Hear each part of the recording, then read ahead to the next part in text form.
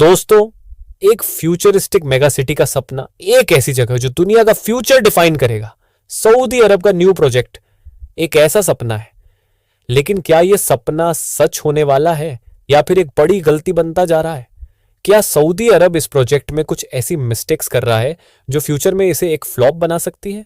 आज हम बात करेंगे NIOM प्रोजेक्ट की डीप एनालिसिस और जानेंगे, is Saudi Arabia making any mistake in the NEOM project? NIOM क्या है? सबसे पहले समझना होगा कि NIOM है क्या। ये सिर्फ एक सिटी नहीं बल्कि एक पूरा मेगा रीजन है।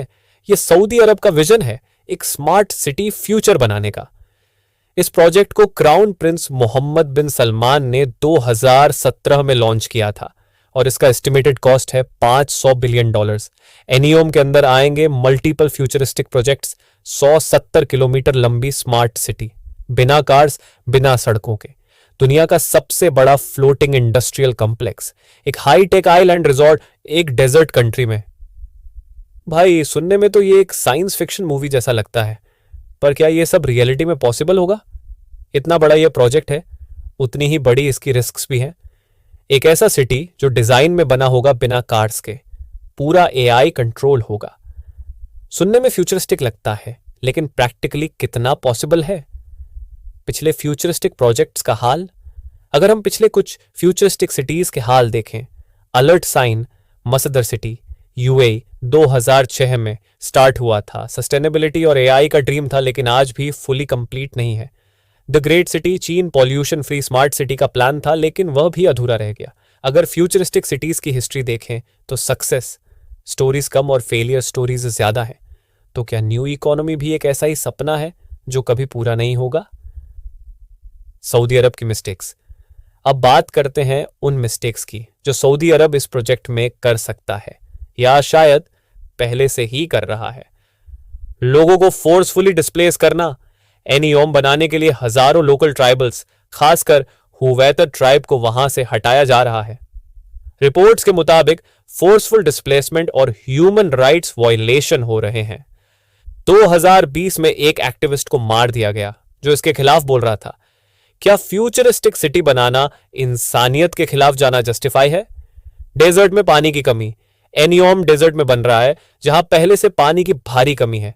इतनी बड़ी सिटी को सस्टेनेबल रखना बिना प्रॉपर नेचुरल रिसोर्सेज के पॉसिबल होगा? वाटर डिसैलिनेशन और नई फार्मिंग के प्लान्स हैं, पर यह लॉन्ग टर्म में कितना सस्टेनेबल रहेगा? Financial risk. $500 अरब का इन्वेस्टमेंट है, लेकिन इसका रिटर्न कब और कैसे आएगा? अगर इन्वेस्टर्स को प्रॉफिट नजर नहीं आया तो क्या यह एक और घोस्ट सिटी बन जाएगा जैसे चीन के खाली मेगा सिटीज? 2030 डेडलाइन रियलिस्टिक या सिर्फ एक सपना? सऊदी सरकार ने कहा है कि 2030 तक न्यूम का मेजर पार्ट कंप्लीट हो जाएगा, पर ग्राउंड रियलिटी यह है कि अभी भी न्यूम प्रोजेक्ट एनीथिंग स्टेज पर है।